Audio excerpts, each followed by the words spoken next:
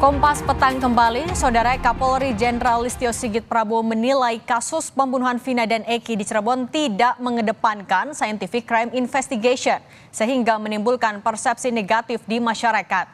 Melalui amanat Kapolri yang dibacakan Wakapolri, Komjen Agus Andrianto di hadapan wisudawan STIK dan PTIK, Listio menyampaikan kepada para penyidik agar mengedepankan scientific crime investigation saat menangani suatu perkara. Karena pengungkapan sebuah kasus harus dibuat terang benderang. Selain soal scientific crime investigation, Kapolri juga mengingatkan agar penyidik tidak tergesa-gesa menarik kesimpulan.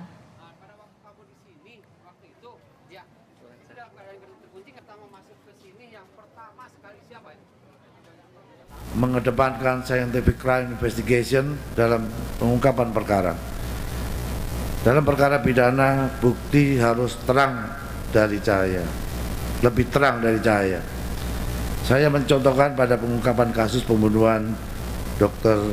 Mawarti di Papua. Berdasarkan scientific crime investigation, pelaku berhasil diidentifikasi dengan hasil pengujian sampel DNA pada barang bukti. Namun pada pengungkapan kasus pembunuhan Vina dan Eki, pembuktian awal tidak didukung dengan scientific crime investigation, sehingga timbul isu persepsi negatif, terdakwa mengaku diintimidasi, korban salah tangkap, dan penghapusan 2 DPO yang dianggap tidak profesional. Menyusul munculnya sejumlah dugaan kejanggalan dalam penyidikan kasus Vina, 4 terpidana kasus pembunuhan Vina dan Eki memberikan kuasa terhadap tim pengacara Peradi untuk ajukan PK atau peninjauan kembali atas vonis yang mereka terima saat persidangan terdahulu. 4 terpidana kasus pembunuhan Vina, yaitu Hadi Saputra, Supriyanto, Eka Sandi, dan Rivaldi, sebelumnya divonis bersalah dan dijatuhi hukuman seumur hidup. Nama saya Hadi Saputra, saya bersedia untuk menandatangani kuasa hukum dan Pradi untuk mengajukan PK. Saya Supriyanto bersedia menandatangani kuasa hukum ke Pradi dengan sukarela. Saya Eka Sandi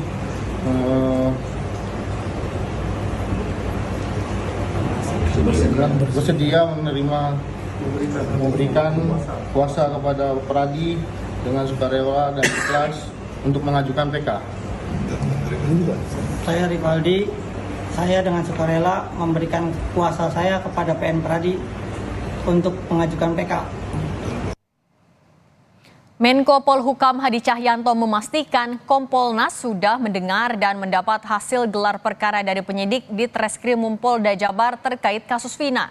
Menko Polhukam meminta Kompolnas terus mengawasi proses hukum kasus pembunuhan Vina dan Eki 8 tahun silam dari proses sidang pra-peradilan hingga vonis persidangan. Minta kepada Kompolnas turun ke lapangan, dan kemarin sudah turun. Dan Kompolnas juga sudah mendengar dan menerima gelar perkara, mengharapkan dan meminta supaya Kompolnas terus mengawal, mulai dari gelar sampai dengan ke pra-peradilan dan sampai dengan pengajuan ke pengadilan. Dan saya yakin Kompolnas juga akan serius untuk melakukan fungsinya. Komisi Kepolisian Nasional atau Kompolnas meminta keterangan penyidik Polda Jawa Barat terkait proses penyidikan kasus Vina dengan tersangka Peggy Setiawan. Kompolnas akan mendalami keterangan dari penyidik di Treskrimum Polda Jawa Barat untuk memastikan ada atau tidak kejanggalan dan penyalahgunaan wewenang selama proses penyidikan kasus ini. Kompolnas menegaskan akan mengawal proses hukum kasus pembunuhan Vina dengan tersangka Peggy Setiawan baik di pra-peradilan hingga sidang vonis hakim di pengadilan. Lihat prosedurnya sesuai atau tidak, kemudian teknis pembuktiannya sejauh mana dan sebagainya. Jadi itu semua kami sudah terima dan itu nanti akan digelar di pengadilan. Kami ada tentunya aturan sendiri ya, bahwa menyangkut substansi itu kewenangan bukan pada kami untuk menyampaikan. Kompolnas akan mengawal terus kasus ini sampai dengan sidang pengadilan, bahkan sampai dengan vonis. Pra peradilan kami juga akan mengawal, kami akan hadir. Penyidik tidak asal-asalan untuk menetapkan siapa yang akan menjadi tersangka. Ya dugaannya penyalahgunaan wewenang kalau memang benar diutak-atik. Pengusutan kasus pembunuhan Vina dan Eki 8 tahun silam menuai banyak protes kuasa hukum terpidana, tersangka hingga keluarga korban. Selain mempertanyakan proses kejanggalan penyidikan polisi, kuasa hukum Peggy, tersangka yang diduga menjadi otak pembunuhan Vina dan Eki, menilai ada penyalahgunaan wewenang yang dilakukan polisi dalam pemeriksaan Peggy. Kemarin, tim kuasa hukum Peggy Setiawan melaporkan penyidik Polda Jawa Barat ke Propam Mabes Polri karena diduga ada seorang penyidik yang menghapus postingan milik Peggy yang menguatkan keterangan Peggy. Ya dugaannya penyalahgunaan wewenang kalau memang benar diutak-atik. Kami hanya menduga karena ada proses hukum, ada jalurnya. Kalau kami teriak-teriak saja, maka tidak ada kepastian hukum. Makanya kami adukan ini biar ada kepastian hukum. Ya, jadi ini belum tentu juga ya. Misalnya penyidik ini, makanya kami melaporkan ini biar ada kepastian hukum. Ya, kami hanya menduga karena dasarnya tadi akun Facebooknya postingannya hilang. Kemudian menurut Peggy Setiawan, penyidik meminta password. Di tengah berbagai spekulasi kejanggalan kasus pembunuhan Vina dan Eki, Mabes Polri angkat bicara. Kepala Divisi Humas Polri, Irjen Sandi Nugroho menyebut, hasil kematian Vina dan Eki di Cirebon 2016 lalu berdasarkan hasil visum adalah pembunuhan sadis. Polri mengklaim penetapan Peggy Setiawan sebagai tersangka berdasarkan alat bukti yang cukup. Salah satunya, foto hasil penggeledahan rumah Peggy 8 tahun silam. Kami sempat baca bagaimana hasil visum. Masya Allah. Kami merinding. Ini visum baru atau visum lama? Visum yang lama. Hasil visum lama yang sudah dipaparkan dalam sidang pengadilan juga. Almarhum Ananda Eki dan Ananda Vina itu adalah korban pembunuhan sadis. Ketika penggerbekan di sana, difoto dan ditunjukkan sama pelaku, dan di BAP, di dalam BAP itu menyebutkan bahwa ya ini Pak, ini Peggy Pak, ini pelakunya. Ini sebagai contoh bahwa penyidik tidak asal-asalan untuk menetapkan siapa yang akan menjadi tersangka. Polisi sudah menyerahkan berkas pemeriksaan tersangka Peggy Setiawan di kasus pembunuhan Vina dan Eki ke Kejaksaan Tinggi Jawa Barat. 6 jaksa penyidik disiapkan untuk memeriksa berkas perkara Peggy. Sementara kemarin, polisi dan kuasa hukum Peggy Setiawan juga sedang mempersiapkan sejumlah bukti untuk sidang pra-peradilan Peggy terkait penetapan statusnya sebagai tersangka pada 24 Juni mendatang. Tim Liputan, Kompas TV.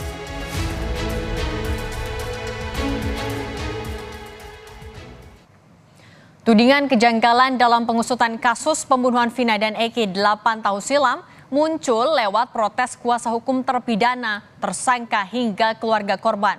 Terbaru, Kompolnas mendatangi Polda Jabar untuk memantau proses penanganan kasus ini. Polisi sejauh ini mengatakan penyidikan sudah berjalan sesuai prosedur. Perlukah pemeriksaan ulang kasus ini untuk mengungkap kasus Vina secara terang? Kita kupas bersama sejumlah narasumber yang sudah bergabung bersama kami di Kompas Petang. Ada Yusuf Warshim, Komisioner Kompolnas, Jutek Bongso, kuasa hukum 4 terpidana kasus Vina Eki, dan Muhammad Isnur, Ketua Umum YLBHI. Selamat sore Bapak-Bapak, apa kabar? Baik, selamat malam. Ya, selamat sore. Saya mau ke Pak Jutek dulu. Pak Jutek Bongso, dorongan untuk melakukan eksaminasi ini kan muncul dari sejumlah pihak, mulai dari pakar, mantan Kapolda, keluarga, dan kuasa hukum Vina. Kalau dari kuasa hukum 4 terpidana melihat eksaminasi ini juga sesuatu yang perlu dilakukan tidak?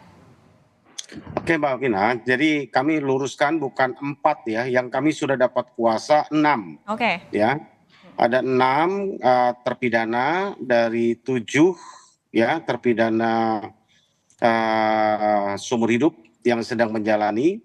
Jadi kami sedang berusaha untuk, karena ini sekali lagi, karena ini sudah inkrah, sudah putusan hakim, kita harus hormati tentunya, dan sebagai langkah eksaminasi tentu kami sedang mempersiapkan untuk langkah peninjauan kembali gitu, Mbak Gina. Oke, apa saja Pak? Mungkin boleh dielaborasi lagi, dirinci persiapan dari tim kuasa hukum apa aja Pak? Jadi banyak hal mulai dari kejanggalan penanganan pertama yang sering kami sampaikan ya. Dari pertama terjadinya kejadian tanggal 27 Agustus 2016 saja sudah janggal menurut kami. Kejanggalan pertama itu timbul adalah ketika tanggal 27 Agustus 2016 dinyatakan kecelakaan tunggal. Ya kan? Lalu sudah dimakamkan, ya kan? Lalu Vina itu tidak meninggal di tempat ya, tapi sempat dibawa ke rumah sakit. Pertanyaan itu muncul dari pertama adalah kalau dinyatakan meninggal kecelakaan tunggal, lalu belakangan di dalam dakwaan itu ada penusukan, saya rasa unit laka kita mungkin tidak akan seceroboh yang kita kira di awal ya. Kalau ada luka tusuk, ada luka penikaman atau ada curiga apalagi pembunuhan yang lain, saya rasa tidak akan dinyatakan sebagai kecelakaan tunggal dan sudah sempat dimakamkan. Itu yang pertama. Oke, baik. Gitu kan? Baik. Oke, saya mau geser dulu ke Kompolnas. Pak Yusuf, kalau Anda sendiri melihatnya urgensinya dilakukan eksaminasi seperti apa? Dan kemarin kan juga Kompolnas sudah turun langsung memeriksa di Polda Jabar. Ya, kami sebagai pengawas tetap bekerja mengawasi proses penyidikan kasus Vina ini, yang sekarang ini adalah penyidikan terhadap tersangka PS. Nah, eksaminasi sendiri tentu dilakukan dengan upaya hukum terhadap eksaminasi putusan pengadilan yang telah berkekuatan tetap, ya misalnya kan PK. Kalau kaitannya dengan penetapan tersangka PS tentu yang pada saat ini dan minggu depan akan berproses upaya pra peradilan. Nah, tentu proses itu terkait dengan upaya peradilan kami terus akan mengawasi bagaimana prosesnya berjalan, terutama bagaimana kesiapan dan profesionalitas penyidik yang akan diuji di dalam pra peradilan, di dalam menetapkan tersangka Peggy, apakah sah atau tidak, apakah alat buktinya benar-benar cukup atau tidak, itu terus kami awasi. Nah, kaitannya dengan eksaminasi internal, kami sendiri kan telah menyarankan perlu dilakukan audit investigatif terhadap akuntabilitas, profesionalitas penyidikan 8 tahun yang lalu. Itu sebagian hasilnya itu sudah ada di kami, misalnya pelanggaran disiplin pada waktu itu, termasuk ya anggota yang menyimpulkan terjadinya laka lantas itu sudah kami peroleh sebagian hasilnya, namun secara komprehensif ini sedang kami tunggu. Oke, saya mau ke Pak Isnur. Pak Isnur, kalau Anda melihatnya sebenarnya kalau untuk eksaminasi ini harus melalui PK dulu atau bisa langsung dari polisi?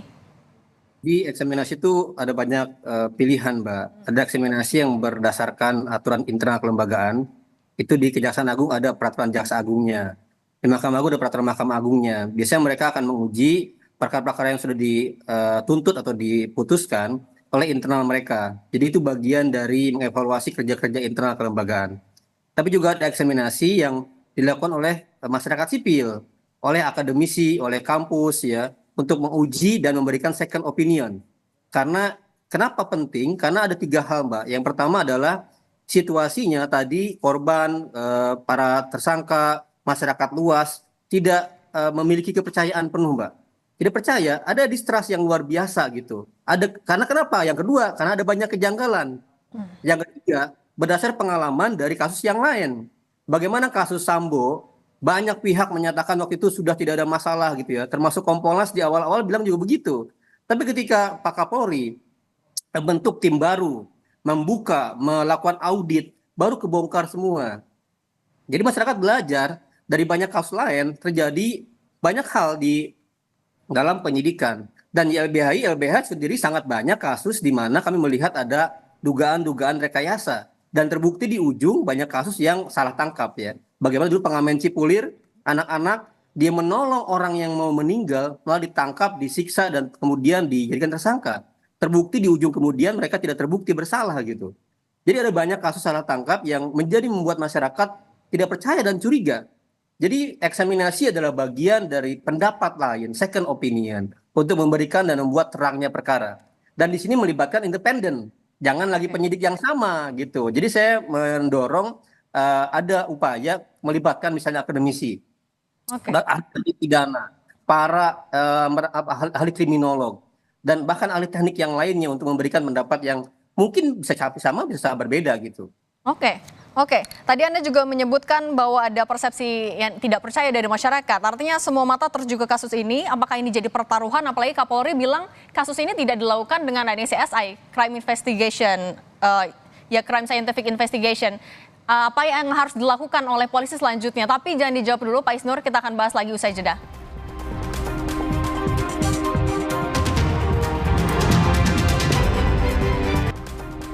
Masih bersama kami Komisioner Kompolnas Yusuf Warsim, kuasa hukum 6 terpidana kasus Vina dan Eki, Jutek Bongso, dan Ketua Umum YLBHI Pak Muhammad Isnur. Saya mau ke Pak Jutek dulu. Pak Jutek, tadi untuk mempersiapkan pengajuan PK yang terdekat yang sudah disiapkan akan dilakukan oleh tim kuasa hukum apa aja, Pak? Ya, kami sedang mempersiapkan semua, mengumpulkan bukti-bukti dari awal, tadi yang saya sampaikan dari mulai awal kejadian, kejanggalan-kejanggalan yang terjadi dalam selama proses penyidikan sampai kepada vonis, dan juga sampai hal-hal baru yang sekarang kami temukan. Kami sedang menelusuri dan sedang mengumpulkan, merangkai kembali ya semua jalan cerita, semua peristiwa itu supaya utuh, dan sesudah itu kami akan sajikan dalam novum ya untuk melakukan PK. Demikian Mbak Cindy. Oke, kalau Anda melihat soal eksaminasi ini agar bisa berlangsung transparan, profesional, apa yang harus dilakukan? Ganti penyidik kah? Diambil alihkah oleh Mabes Polri atau seperti apa? Untuk eksaminasi yang kami sedang lakukan, saya pikir tidak memulai dari awal lagi, oleh karena ini sudah vonis inkra. Kami hanya menghadirkan novum ya, bukti-bukti baru yang kami rasa kekeliruan saat itu yang tidak muncul setelah menjadi fakta atau pertimbangan hakim di dalam putusan, itu tentu kami akan hadirkan. Tentu ini bolanya ada di Mahkamah Agung ya, untuk menilai semua bukti yang kami ajukan ini valid atau tidak, apakah menjadi novum apa tidak. Tapi keprihatinan kami berdasarkan apa yang kami telusuri sampai hari ini ya, itu sebabnya kami dari Dewan Pimpinan Nasional Pradi ya sangat yakin dengan apa yang diceritakan oleh para terpidana maupun dengan keluarganya, berdasarkan bukan hanya berdasarkan pengakuan, kami telusuri BAP-nya, kami telusuri apa-apa yang mereka ceritakan, ya kami menilai, ya kan ini udah pekerjaan kami hari-hari ya, termasuk juga penyidik, ya mari kita sajikan nanti semua itu dalam bentuk novum nanti gitu Mbak Cindy. Oke, saya mau beralih ke Pak Yusuf. Pak Yusuf, kemarin kan dari kuasa hukum juga menyebutkan kalau ada distrust, mereka melaporkan penyidik ke Propam Polri karena ada ketidakpercayaan. Kalau Anda melihatnya untuk menjawab itu, untuk eksaminasi ini apakah ya tadi haruskah ganti penyidiknya atau haruskah diambil alih oleh Mabes Polri atau gimana Pak? Kami sendiri karena kepastian hukumnya terutama terhadap penetapan tersangka PS ini harus segera diberikan, tentu kami mendorong agar ini segera dituntaskan. Kalau katakanlah ada wacana menghentikan, bagaimana dengan kepastian hukum PS? Penghentian perkara kan didasarkan satu alasan yang berdasarkan hukum, misalnya tidak cukup bukti sehingga dihentikan, kan itu. Tentu proses hukum ini tetap kita awasi, terutama bagaimana profesionalitas dan akuntabilitas penyidik. Nah sekarang kan sudah ada pelimpahan berkas ke jaksa penuntut umum, ini akan kami awasi seberapa mampu penyidik nanti apabila sudah ada hasil penelitian jaksa penuntut umum untuk memenuhi petunjuk-petunjuk jaksa, itu terus kita awasi. Yang kedua terkait dengan proses upaya hukum yang dilakukan oleh para pihak, termasuk mengeluhkan proses penyidikan itu apabila akan dilaporkan ke Propam atau sudah dilakukan Propam, itu kita bisa pahami itu bagian dari hak para pihak untuk memastikan bahwa penyidikan penanganan perkara ini benar-benar profesional dan akuntabel. Kami sangat paham bahwa memang Polri, penyidik Polda Jabar pada saat ini dihadapkan satu tantangan ketidakpercayaan publik. Walaupun demikian, tentu kami tetap mendorong Semuanya itu harus didasarkan pada bukti-bukti yang terang yang bisa menerangkan bagaimana sebenarnya peristiwanya. Itu yang harus kita dorong dan kita awasi. Oke, nah kalau Pak Isnur, Anda melihatnya, kan Presiden sudah melihat juga kasus ini, Kapolri juga sudah memberikan pernyataan. Kalau Anda melihatnya untuk mengurai benang kusutnya sendiri dalam penyelesaian kasus Vina dan Eki, sebenarnya apa yang harus dilakukan polisi? Ya, Kapolri itu kan janjinya yang terakhir promosi itu kan adalah transparansi berkeadilan, ya kan? Maka ketika mengungkapkan sebuah perkara, orang bertanya kenapa perlu 8 tahun untuk menangkap satu orang lagi. Tadi diceritakan juga banyak sekali kejanggalan ya yang terjadi oleh para terpidana gitu. Jadi ini kan semua pertanyaan dalam selubung ya, yang kita nggak tahu karena bukti-bukti dipegang oleh kepolisian gitu ya. Beruntung ada pengacara, ada lawyer yang membela dan mau menelusuri ulang bukti-bukti itu gitu. Jadi Kapolri, pertama, ada banyak kasus yang Pak Kapolri pernah alami. Bagi saya dia harus bikin yang memang dimandatkan membuka semua kekurangan. Dan dicek ulang semua proses penyidikan dengan niatan ya, memperbaiki kelembagaan. Jangan sampai kira-kira ada kekeliruan 1-2 penyidikan dianggap sebagai bagian utuh dari kelembagaan gitu. Jadi bagi saya ketika ada duri ya, dalam daging cabut durinya, jangan sampai merusak seluruh daging itu. Jadi cek ulang penyidikannya, semua prosesnya, bila perlu ganti dan kirim dari Mabes gitu ya, dengan semangat memperbaiki, semangat transparansi berkeadilan dari visinya Pak Listio Sigit gitu.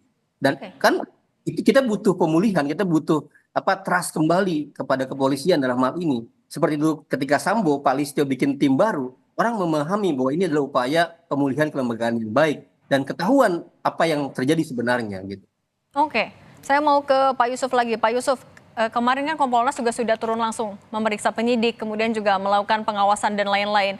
Yang ditemukan dari Kompolnas sejauh ini apakah ada kejanggalan juga, Pak?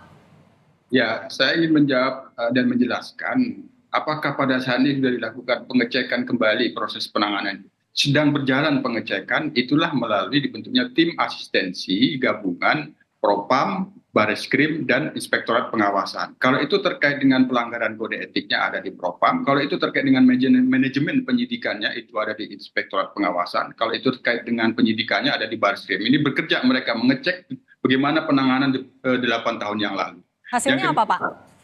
Ini sedang berjalan, termasuk kami sudah mendapatkan sebagian, memang ada pelanggaran-pelanggaran disiplin dan itu sudah diberikan sanksi pada waktu itu. Ya salah satunya yang menyimpulkan itu kecelakaan lalu lintas, sehingga korban dimakamkan pada waktu itu. Nah, yang kedua, hasil pemantauan kami langsung kemarin tentu kami melihat bagaimana proses perjalanan penyidikan terhadap tersangka PS ini. Kemarin kami sudah dijelaskan bagaimana barang bukti yang ada di berkas PS itu ya sudah bisa menjelaskan bagaimana peristiwanya, hanya kami tidak bisa memberikan kesimpulan secara material. Tentu ini wilayahnya ada di proses persidangan yang kebetulan ada pra-peradilan nanti, ya tentu ini nanti akan diuji. Oke, baik. Bisa dibilang ini juga jadi pertaruhan bagi Polri untuk membuktikan bisa mengurai benang kusut ini atau tidak. Terima kasih banyak Komisioner Kompolnas Yusuf Warsim, kuasa hukum terpidana Vina Eki, Pak Jotek Bongso, dan Ketua Umum YLBHI Pak Muhammad Isnur. Sehat selalu, selamat sore Bapak-Bapak.